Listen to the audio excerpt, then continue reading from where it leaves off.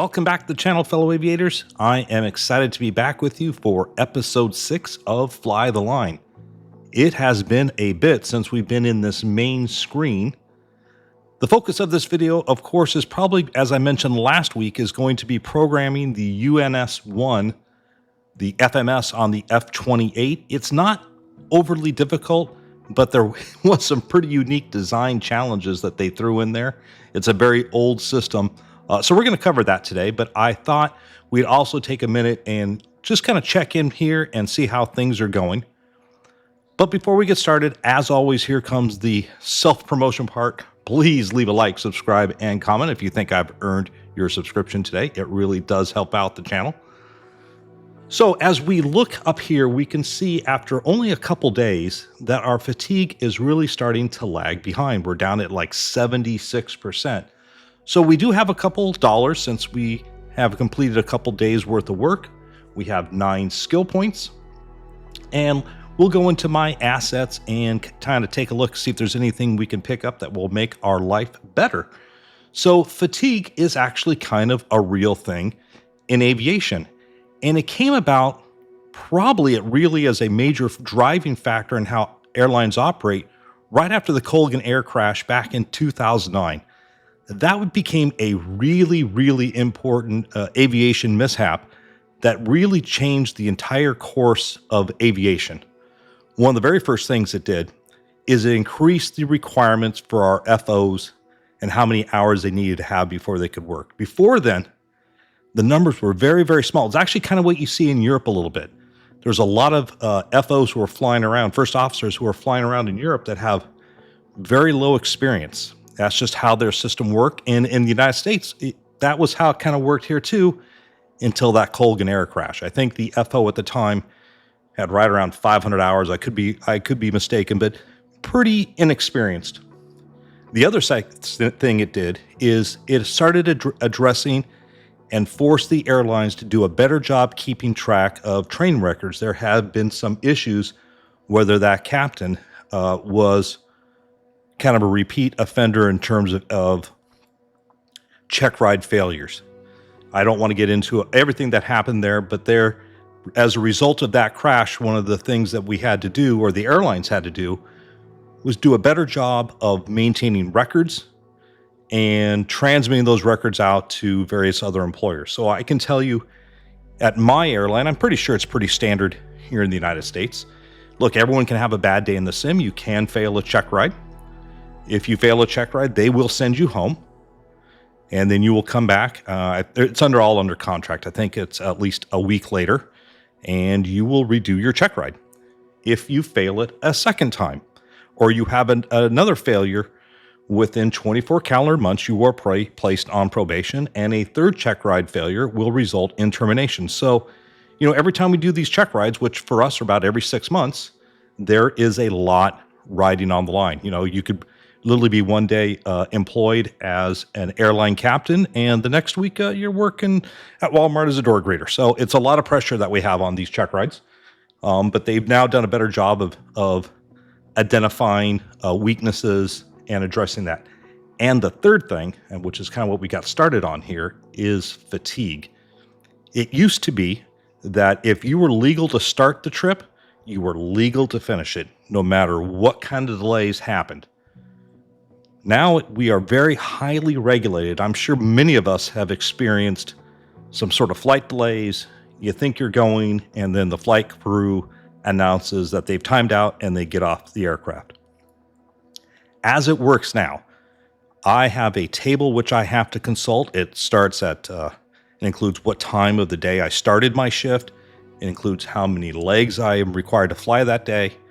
And then it tells me how long I can be on duty. Now, I can extend that, but my employer, and any employer, has to actually ask the pilot. It can no longer be demanded.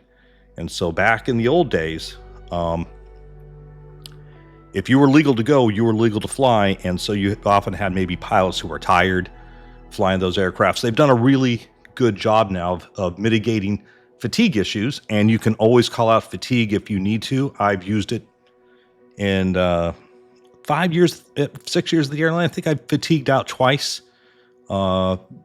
you end up arriving home really, really late. You get min rest. Something happens. Maybe there's a party next door in your hotel room. You can't sleep. You wake up. You're not feeling refreshed. You just call out fatigued, and what they have to do is they will release you from that flight. They will protect you. Someone will take a look at the report you write up, and they'll make sure that it was a justifiable use. But that's how they deal with fatigue. So, I often joke to my other friends who actually have real jobs that I had to do, a couple button pushing and my fingers are tired, but fatigue is a big deal, which is a complete side quest we got on here as we're looking at that screen. So I think the first thing we probably want to do is let's jump over to our skill points section and let's take a look at what we can get. Obviously, as we look at all these, one of the things we're going to want to go down is kind of the light blue teal category. And we want to get down to at least Side Hustler, what's up? Or maybe Master Hustler, as that is the ability, it will unlock Wings of Wealth, and we'll be able to fly other planes other than our airliners and make some money off it. The other things we probably want to get down to eventually is Roadmaster. I just checked in the My Assets tab, and obviously the Roadmaster, if we hover over it, it unlocks the driver ability and reduces lateness even further. Unlock the Road to Freedom. Buy cars, visit friends, and enjoy the freedom to leave your home and socialize anytime. But to purchase a car, the cheapest one I think is about $13,000. So we have nowhere near that cash. That's probably not anything useful for us. So I'm thinking, let's jump into, and same thing with Side Hustler. That'll unlock our very first, which is join the exclusive Wings and Wealth Club and start earning money by flying. Advance from light aircraft to twin engines and eventually to private jets. Unlocks Wings of Wealth Tier 1. We get 3% income, 3% expenditure, 3% debt loans, and 3% savings and investments. But to unlock that, we're going to need to have over $200,000 in net wealth, and we are just short of that. So that is a little bit. So I think we should take Focus Booster, which will enhance our focus, reduce distractions, allowing you to complete tasks more efficiently and with greater accuracy. So let's unlock that. We're down to 7 skill points. I think we should unlock this Black Monday through Thursday, which it's Black Friday every day. Woohoo! Enable selected special offers on shop items to unlock amazing deals year-round. Take advantage of exclusive discounts and promotions to enhance your shopping experience and save big on your favorite products. So let's go ahead and unlock that. As we go down that skill tree here, you see that's all about really acquiring wealth. So we're going to want to go down there eventually. I think we have another 4 skill points. Let's take one in Social Butterfly, which will dive into the world of Social Butterfly, enhance your charisma. Could I get any more charismatic? And connectivity? Yes, I can. Yes, I can. Weaving a rich tapestry of friendships and opportunities. All right, so let's just go ahead and unlock that. We'll confirm it. And with our 3 remaining, I think we'll pick up a gamer, tap into your gaming spirit, and embark on a quest to become a legendary gamer. Aiming for the ultimate prize, building your own custom gaming setup. Unlocks gaming activities and the ability to build your own PC. So we'll unlock that one as well. So the last PC I purchased, I actually purchased it. I had almost always built my own PCs. But as you guys all know, these graphics cards are getting out of control in terms of price. And I've got a 4090 in mine, humble brag. And I didn't want the responsibility of installing it because it was so expensive. And I thought, man, if I screw that up, then I'm just going to be out a lot of money. So I ended up ordering my computer. It arrived. And guess what? They don't ship the graphics card attached to the computer because they're so big. It would either they'd have to stuff it with full of foam, and it would probably break anyways. So I had to end up installing the graphics card on my own again. So that strategy did not work out. Anyways, word to the wise. All right, let's move back here and let's look at assets. And I think we're going to want to look at, what is that?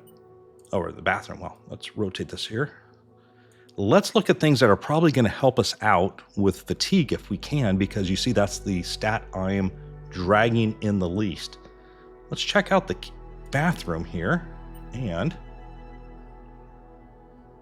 we should probably pick up a toilet, because it seems like apparently I'm living in a slumlord's house. I have no toilet. What is that? It's a 3 to health, 3 to fatigue. That's good. Job performance, nothing. You'd think not wanting to go to the bathroom would help you out. And 3 to mood. Yes, let's buy that. It's not too expensive. We'll confirm. Let's buy that toilet. And I think we need a... What else can we get here? I think... Oh, a toilet roll holder. I think we should probably buy that. We're not savages. What are we going to do? Put it on the back of the toilet? So we'll buy that. And check out the sim pit, because now that we can do a gaming PC, looks like we still have a little bit of a glitch right there. You can see the money balance is right over this, but we can build a PC for $612. We still have $3,200. So let's go ahead and buy that and start that process up. And we'll buy the chair that goes with it. It's another +2 fatigue. And now we're sitting on, what are we sitting on here? $1,800. So we've got just, well, is there anything in the gym we can get? Gym mat does help with fatigue. Yeah, I think we'll just hold off on our cash a little bit right now. Let's head back. All right, so we brought up our fatigue score a little bit. It's up to 80, so not as bad. We're gonna have to watch that. We still have another 7 days to go. So I think focusing on fatigue items may help us.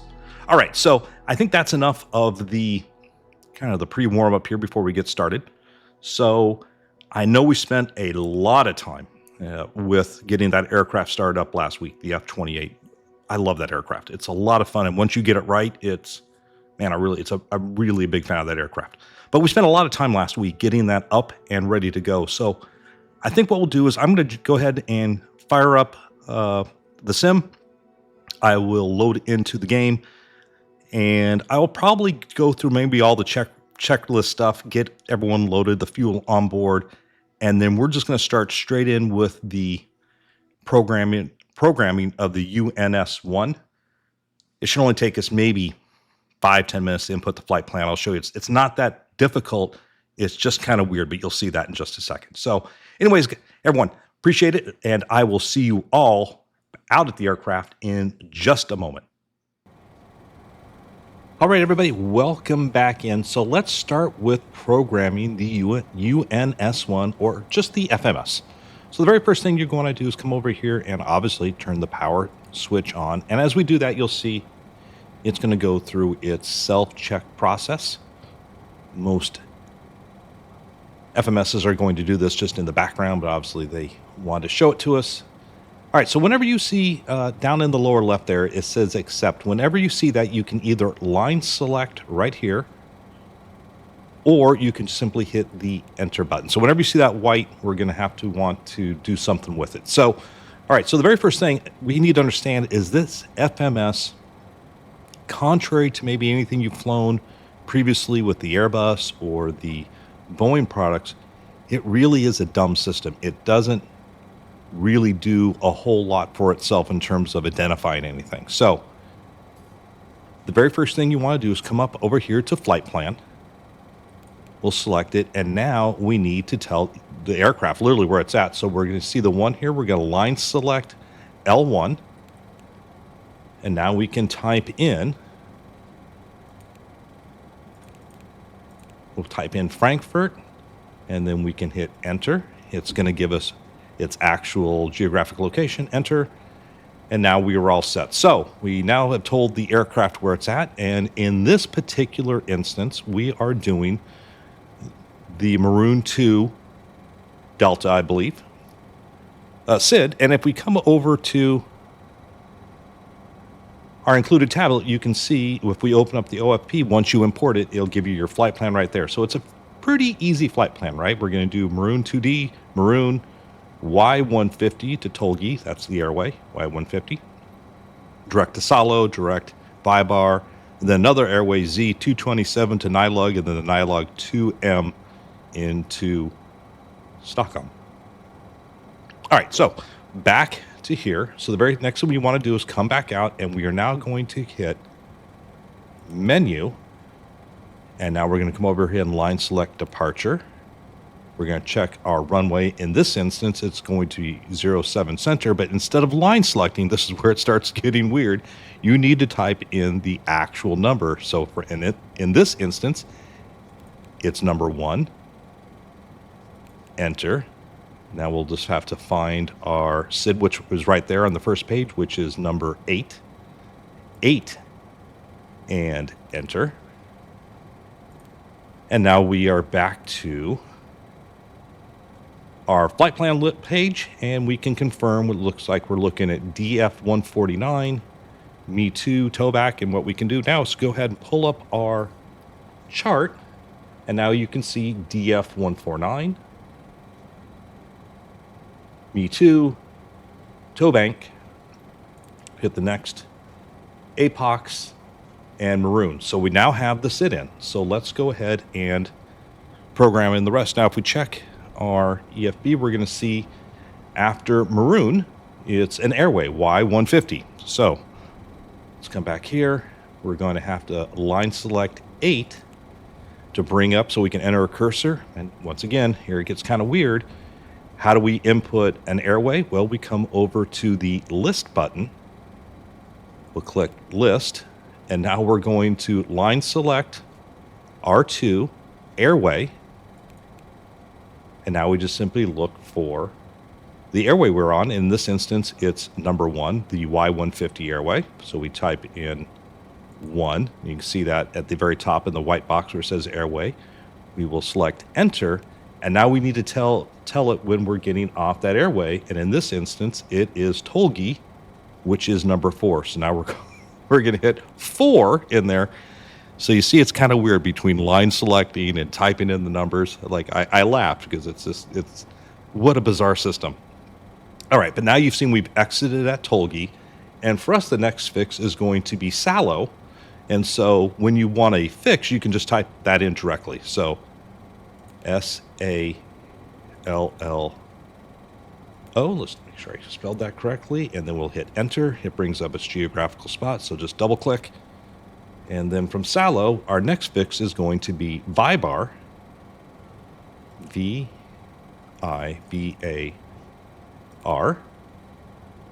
enter, enter.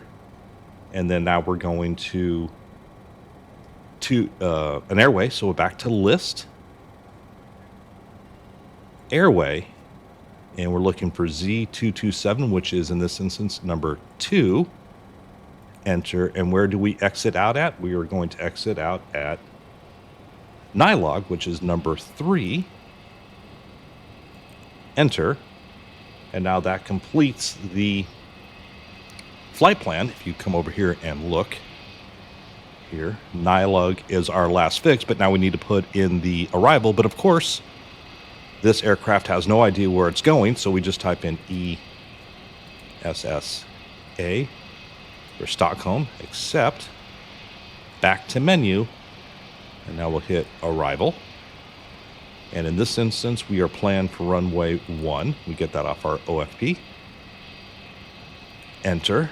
The star will be the Nylog or Nilo 2M. Just double checking here. Nylog, I have it written out, so that's number 6. Enter. And then the approach, we're obviously going to want the ILS. We'll hit number 1. Enter. And now it's going to ask us where do we want to exit the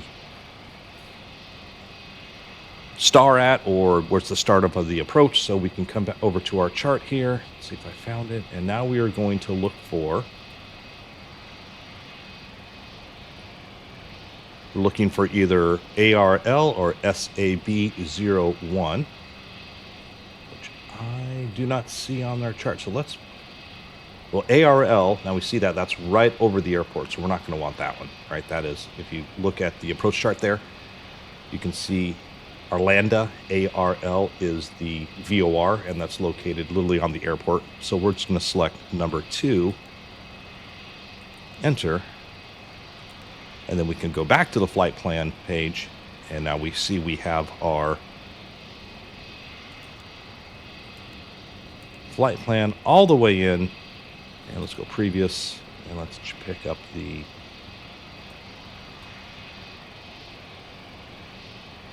and then we found that there's SA 30 right there. So we'll just exit out right there and then probably direct to. All right, so but what we see here is we got Salo, Vibar, Nylug, SA 630,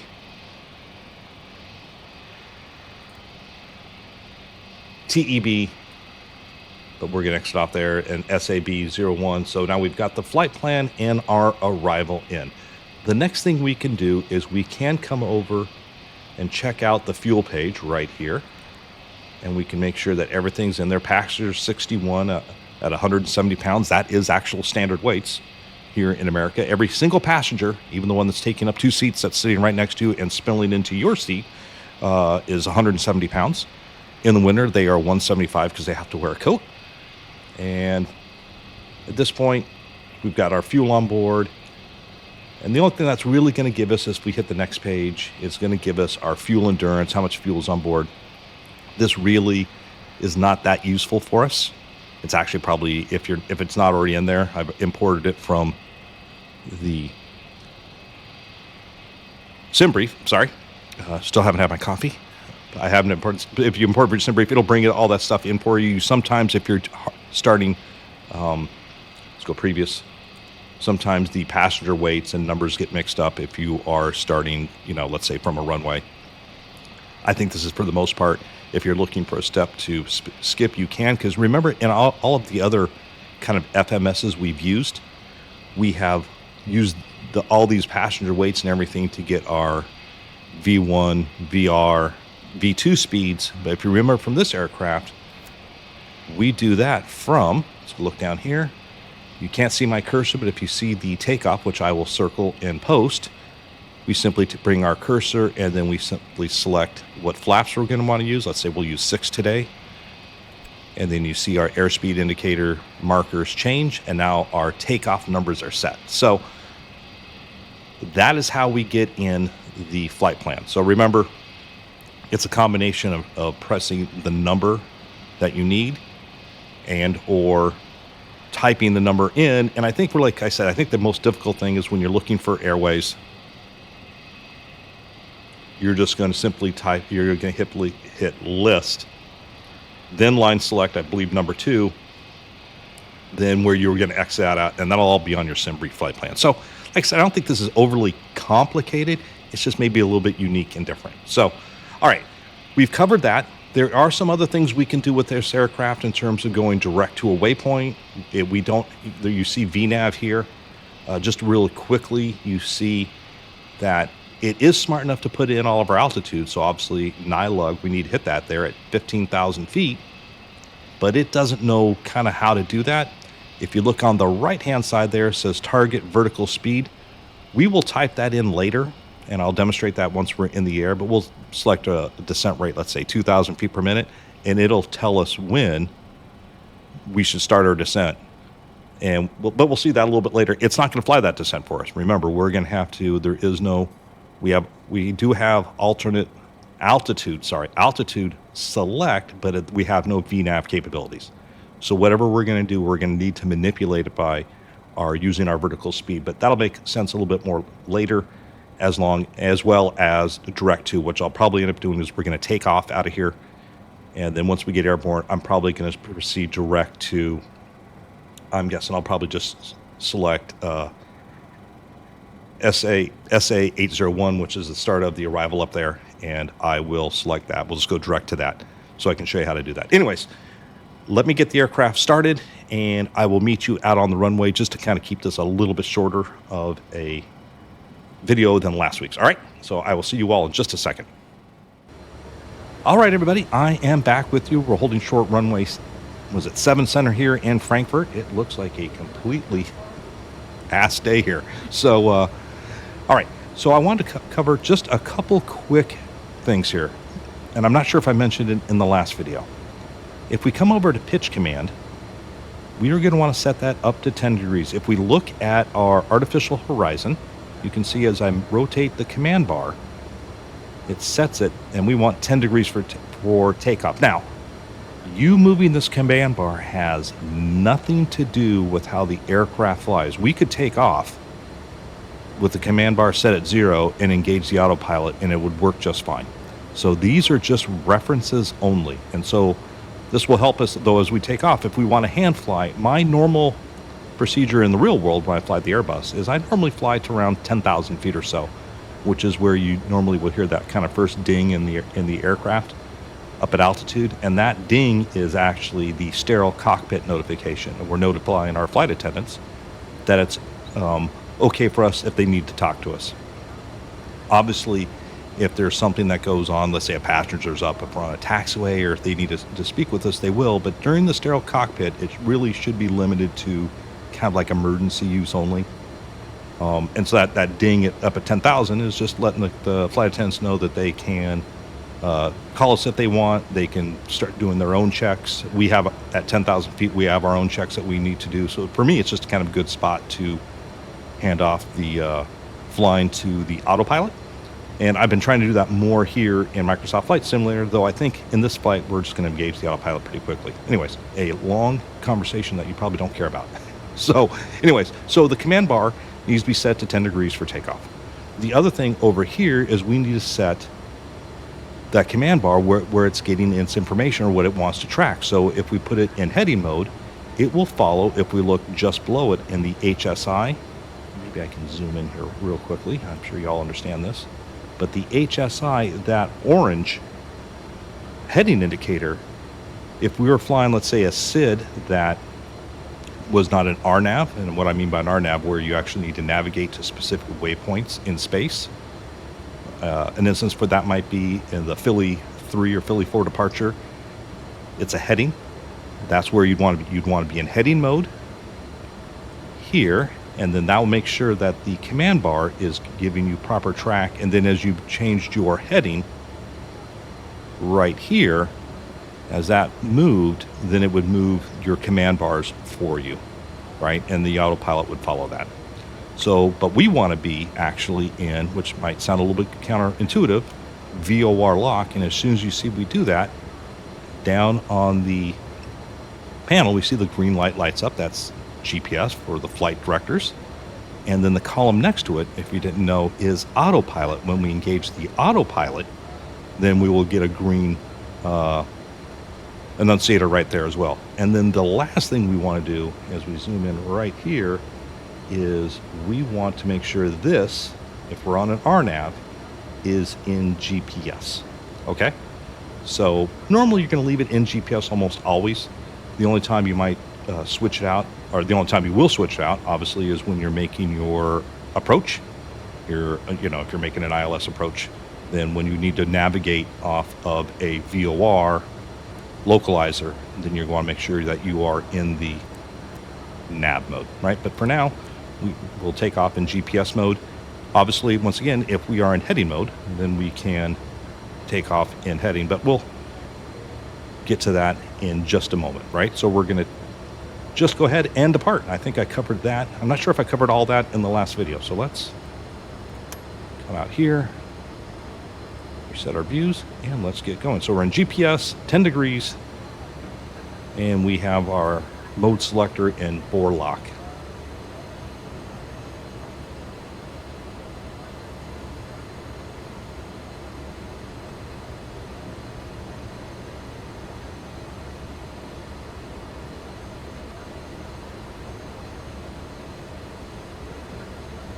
We'll see how Fritz, our autopilot, does for us today. I found him to be a little bit more reliable than in the RJ Professional. All right, so we'll get up and centered.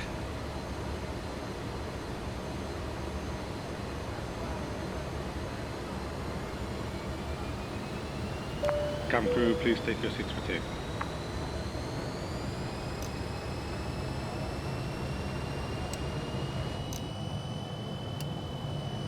All right, let's release brakes. cabin is secured for departure.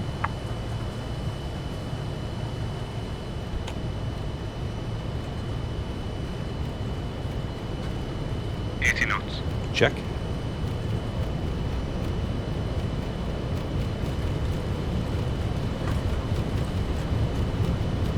Rotate.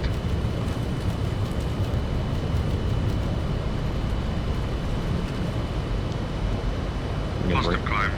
Gear up. We're going to right to the command bars, and we will do gear up. And then, just to make my life a little bit easier as we're talking, let's go down here. We'll select autopilot to Traffic. on. Traffic. Flaps up. Flaps up. Descend. Set Descend. climb power. Descend. And we set climb power by pulling out to about 95, 96% or so. Come down Descend. here. Descend. Descend. Right now I'd be panicking if this was the real world. Clear of conflict. At this point, probably a little bit high. We want to start accelerating, so I'm just going to kind of trim it down just a little bit. And also, at this point, we want to be, so we're pitch and roll, we want to be in beam mode, because then that will track our GPS waypoints. So we can either have gone to heading, so remember up here in the red, right, that is going to be our lateral modes, roll, heading, beam. So almost every time you engage the autopilot, you're always going to be in roll mode. And then you need to choose your selection here for pitch, height, indicated airspeed, or glide. And for now, we're just going to choose pitch. And what we can do is just gradually push the nose down as to accelerate to 250 knots.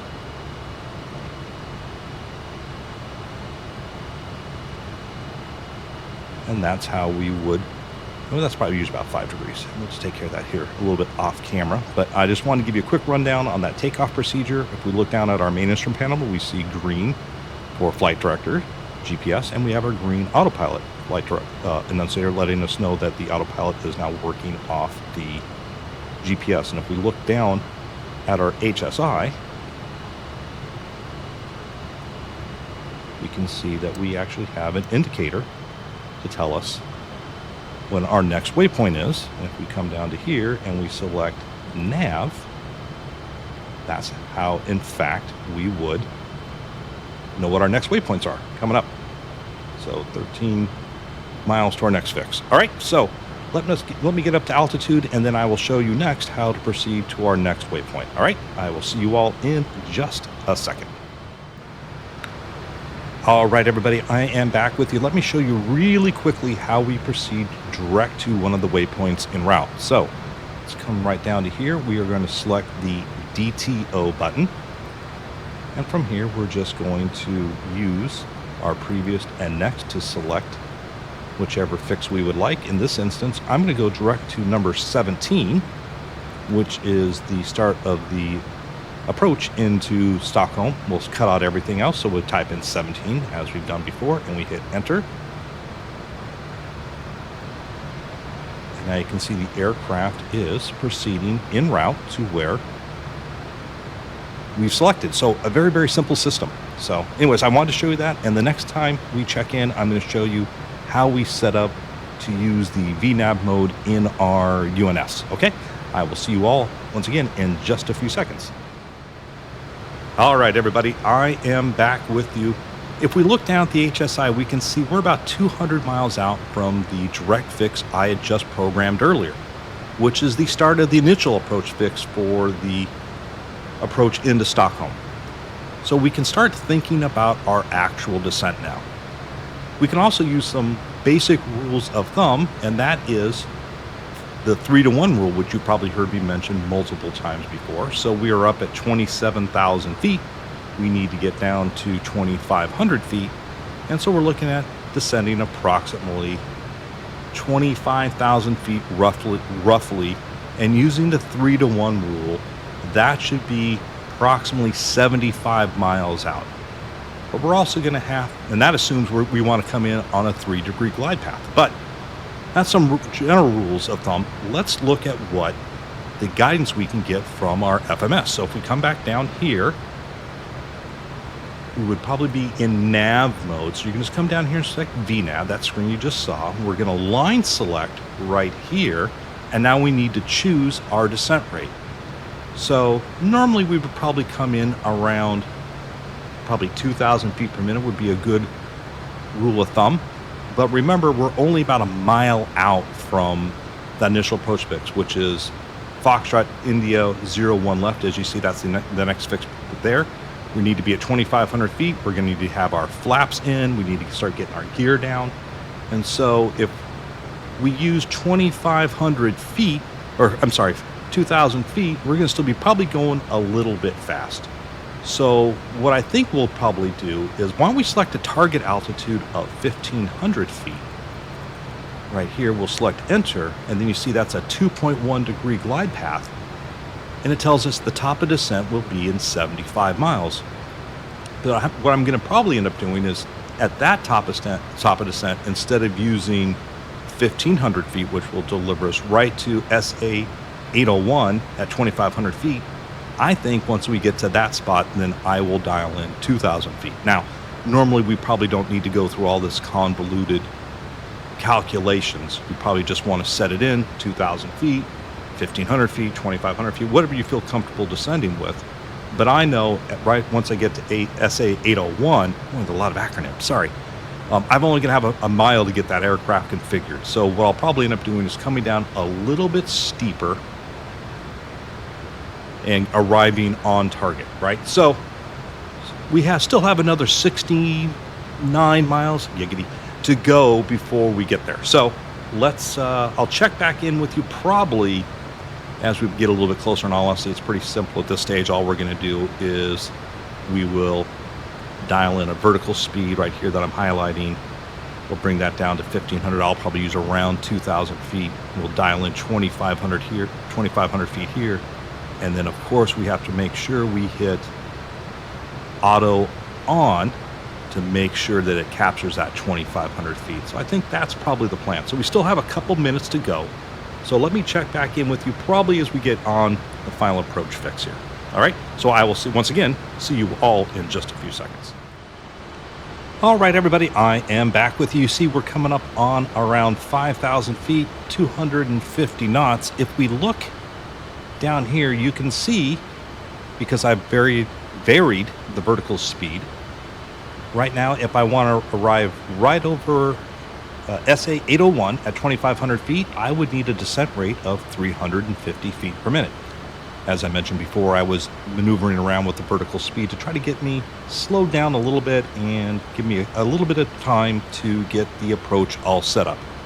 Speaking of the approach, what I have done is I've come up to the landing card right here. I have taken my cursor and selected flaps 42, and I've now had all my airspeeds put in there, so that checks. If we come not to there, but if we just kind of hand directly up, you can see as we kind of zoom in here a little bit, we have the localizer frequency of 109.9 in both nav1 and nav2, and our approach course is set on 004. So right now we are completely set up for the approach.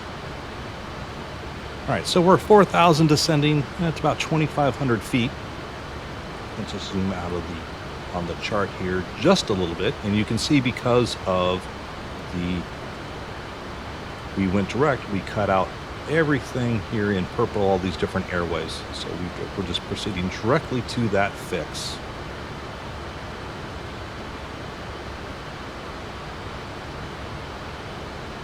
And the next thing we're going to want to do at this point, so we have got our localizer frequency in, our final approach course frequency in, we've got our airspeeds in, 2,500 to 35 descending for 25, so another 1,000 feet to go. Just go down here and just double check that we have, there we go. That's what we want, is that altitude alert. That is that button right there, that gives us that, and we have auto on. So once we get down to 2,500 feet, it should level out. As it levels out, airspeed should decrease a little bit. And the next thing I'm going to want to do is start configuring the aircraft, getting those flaps and gear down before we get to the final approach fix.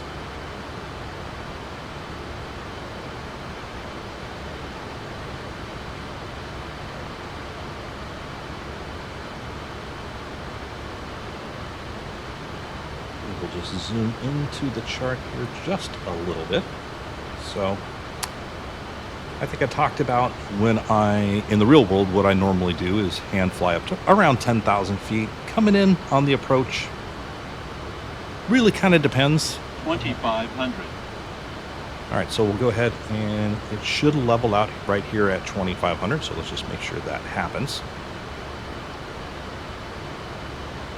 And as it levels out with this power, without changing the power setting, it should start to slow up here just a little bit. So as I was saying, in the real world, I normally kick off the autopilot right about 1,000 feet. It also depends on what the approach is looking like. If it's kind of going down to minimums, and I think there's a probability that we might be doing a go around, then I'll leave the autopilot on almost all the way right down to disengagement height. And for us, that would be about 160 feet on a Cat 1. And the reason is the first officer is going to be responsible for making all the adjustments up in the FCU. So altitude, heading. He's also going to be responsible, I'm going to call for go around flaps. So he's going to be calling out getting the flaps moved up. He's going to be calling out, and then I have to go and call out, various, flaps 1, flap 0, gear backups. There's a whole bunch of things that have to happen, and we just don't practice that many go-arounds, luckily. In the 6 years I've been flying, I maybe have done probably 5, real go-arounds.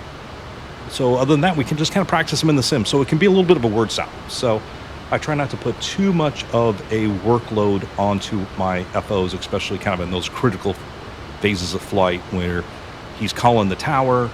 The tower's, trying to he's trying to listen for directions. And then if I'm calling for flaps and a whole bunch of other things, it can turn into a little bit of a disaster up there. So that's just a long way of me saying I'll leave that autopilot in almost all the way until I'm pretty sure I'm going to make that landing. All right, so we're just a little bit out here. Looks like we've got about 8 miles to go. Airspeed's good, right around 200 and 25 knots. We just got to slow down just a little bit more, but we can keep our speed in. So let's talk about the autopilot panel up here. You can see we are in beam mode, which is fine because we're using the GPS. It's tracking directly to that heading.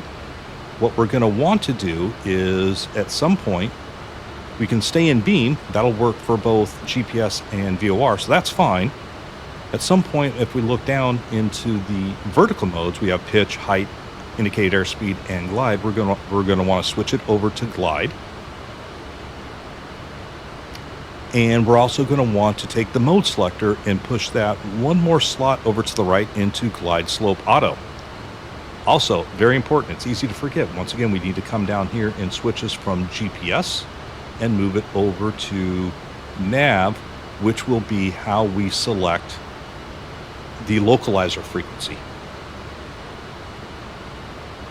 So we got another 4 miles to go before we get to that fix, and then one more mile after that before we get to the final approach fix. So the general rule of thumb for when we want to slow down, it's probably 1 mile for every 10 knots or so. So we're kind of just right on speed here right now anyway, so we can just kind of leave what we're doing for now.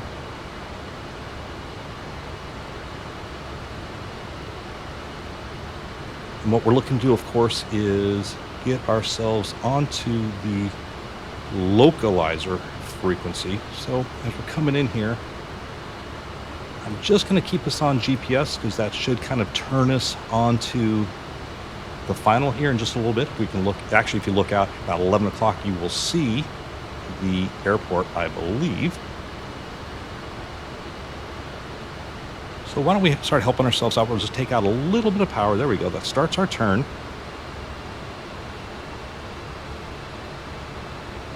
I start slowing down just a little bit. And now what we want to do, let's come up to the lateral mode. Let's hit heading. We will rotate to glide slope auto. We will select nav, and now we can select Course beam ball active. and glide.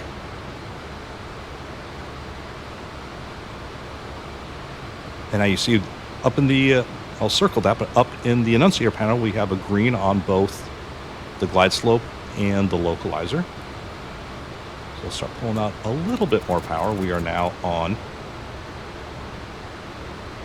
our final approach. We still have another, what's it look like? It's telling us down there. That's not saying, but we have another about another 6 miles to go. So we're looking good. Altitude, that's just because we blew through our 2,500 feet.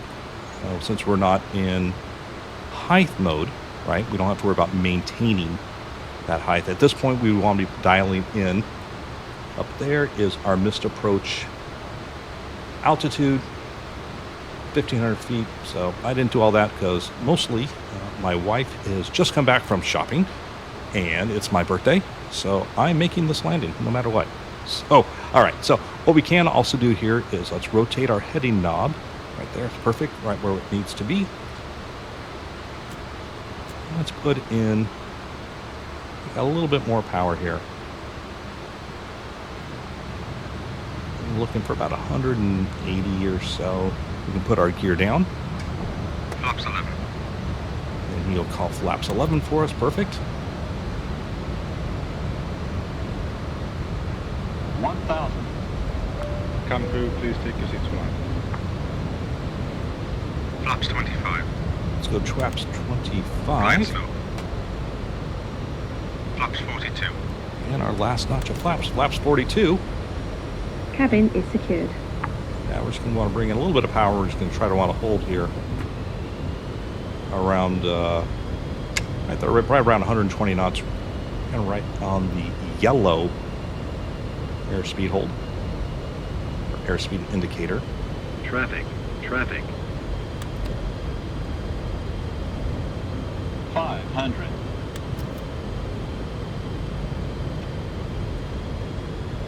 So you notice the aircraft tends to porpoise a little bit. That is just a function of that autopilot. Start looking up out here now. All right, so we got our full flaps in. Flaps are good. 100 feet to minimum. Yeah, coming up on minimums right now. Minimums. Minimums. All right, so let's come down here and knock off the autopilot.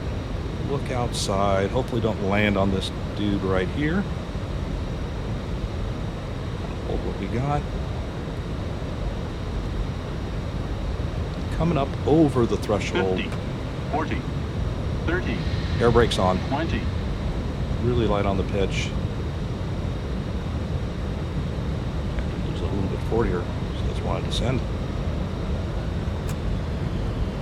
10.